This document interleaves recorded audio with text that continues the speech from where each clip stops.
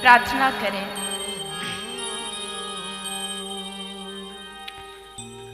कि हे प्रभु, निष्काम भक्ति की प्राप्ति हमें हो।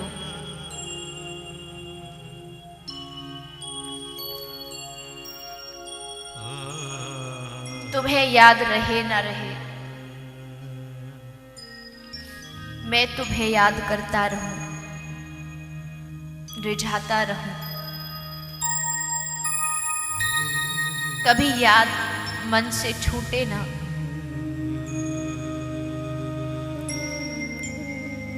कभी तुम्हें भूलूं नहीं,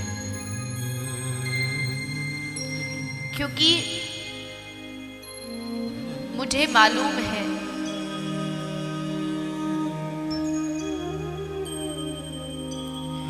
मैंने बहुत अपराध किए, लेकिन आपका नाम भक्त वत्सल है, पतित पावन है, जो पतितों पर भी कृपा करे।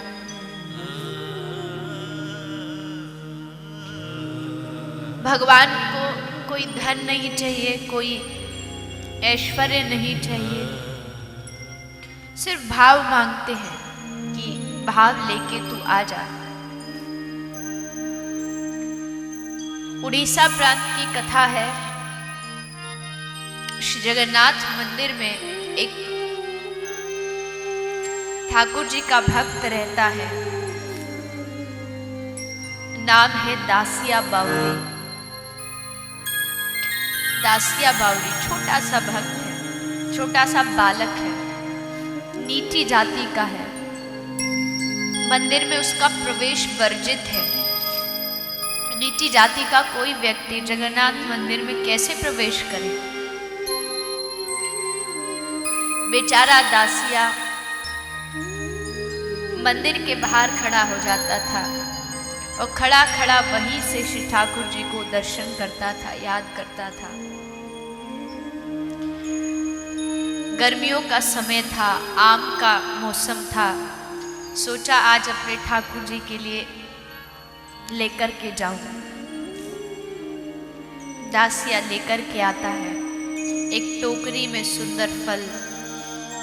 बाहर खड़ा हो गया। अंदर पंडित जी जा रहे थे। कहा कि महाराज, क्या आप मेरे फलों को अंदर पहुंचा दोगे ठाकुर जी के समक्ष? पंडित जी ने कहा, रे मूर्ख, तू जैसे नीच जाति के व्यक्ति के हाथ से स्पर्श हुआ फल में भगवान को चढ़ा सकता हूं? बोला, चल भाग यहां से।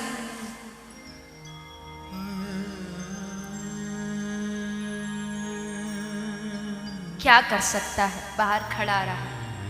कोई बात नहीं, मैं अंदर नहीं जा सकता, अपने ठाकुर को यहीं से खिलाऊंगा। और टोकरी से एक फल लिया, आंख बंद की और उसको भगवान के मंदिर की तरफ करके उसने छोड़ा।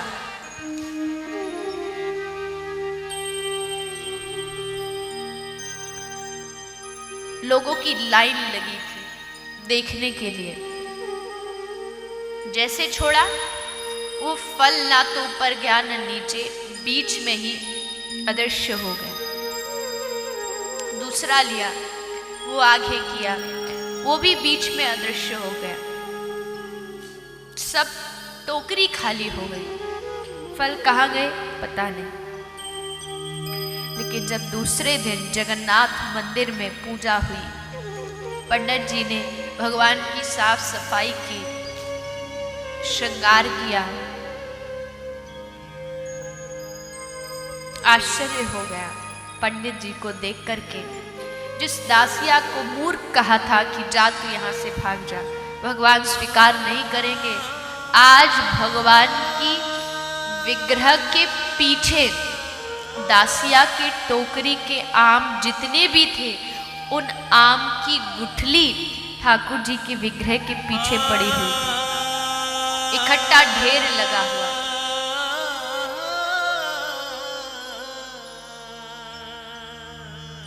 कौन वर्णन कर सकता है उनकी भक्त वत्सलता का? कभी भक्तों के लिए अपना नाम चोर रखा लिया, कभी भक्तों के लिए कुछ भी कर सकते हैं, भक्त की इच्छा पूरी करने के लिए कुछ भी कर सकते हैं। श्री माधवेंद्रपुरी श्री चैतन्य महाप्रभु के गुरु, ईश्वरपुरी के गुरु माधवेंद्रपुरी रेमुना में गए थे। रेमुना में गोपीनाथ जी का मंदिर है। सुना था कि गोपीनाथ जी की खीर बहुत प्रसिद्ध है। खीर का भोग आज भी लगाया जाता है, बहुत प्रसिद्ध है। मन में विचार आया कि काश मुझे भी थोड़ी खीर मिल जाए तो आनंद आ जाए। लेकिन फिर अगले क्षण सोचा, अरे तू कैसा वैरागी है, तेरे मन में खीर की इच्छा आ गई। वैरागियों को भला कभी इच्छा होती है क्या? खीर की इच्छा आ गई, बस इतनी छोटी सी इच्छा के लिए अपने आप को पश्चाताप में जलाने लगे। अन्न जल सब छोड़ दिया। मंदिर के बाहर मजीरा लेके पूरी रात हरि नाम संकीर्तन किया। हरे कृष्ण गाते गाते रोते रहे, प्रभु से क्षमा मांगते रहे, प्रभु गलती हो गई। तभी आधी रात को गोपीनाथ जी ने पुजारी को स्वप्न दिया और कहा, बेटा मेरा एक भक्त गली में बैठा बैठा कीर्तन कर रहा है, जा आज जो तूने खीर का मुझे भोग लगाया था ना, मैंने उस भोग को चुपचाप अपने पीछे छुपा लिया था। वो खीर अभी भी पीछे रखी है मेरी मूर्ति के पीछे, जा लेके जा और उसको माधवेंद्रपुरी को खिला दे।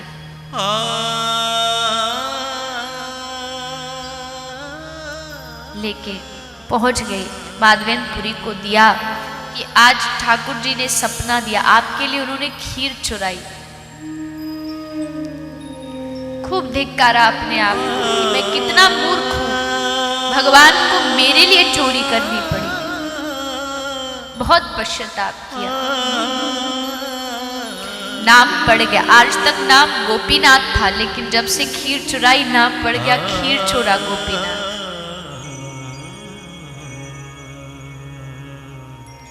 अभी भी खीर चोरा गोपीनाथ के नाम से प्रसिद्ध है। यानी भक्त के लिए नाम भी किसको अच्छा लगे कि कोई मुझसे चोर कहे? हमें अच्छा लगेगा कि कोई हमसे चोर कहे, लेकिन वो तैयार है अपने आप को चोर कहलाने के लिए,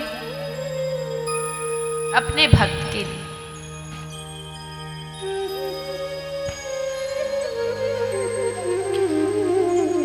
तो भाव की प्रधानता है। जैसे भी हो, भगवान को भाव से मनाया जा सकता है।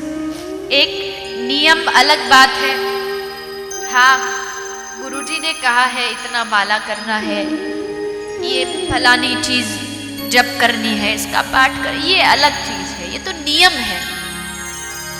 अब गुरुजी ने कह दिया मधुराष्टकम जप करो, हम रोज कर रहे हैं, नियम दिया है इसलिए कर रहे हैं। लेकिन एक समय ऐसा आए जब अधुरम मधुरम नयनम मधुरम सिर्फ इतना कहें और बस आवाज बंद हो जाए, फिर बस भगवान दिखे, उसको देखें और उससे आगे कुछ भी नहीं हो।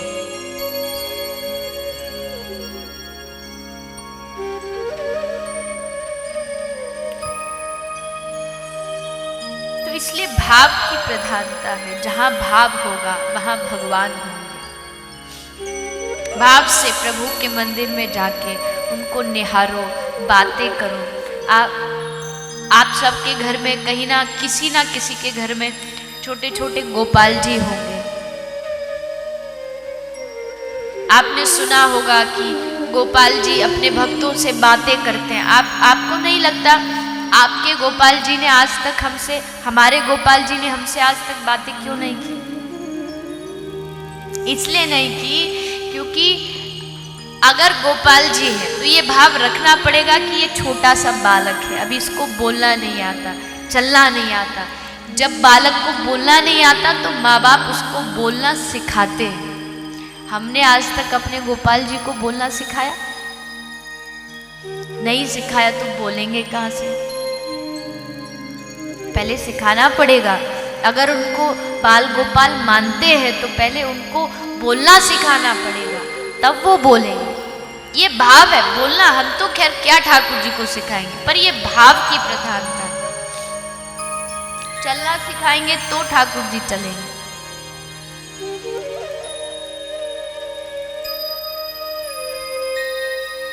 इसलिए भागवत में भी विधि हो ना हो, विश्वास होना चाहिए।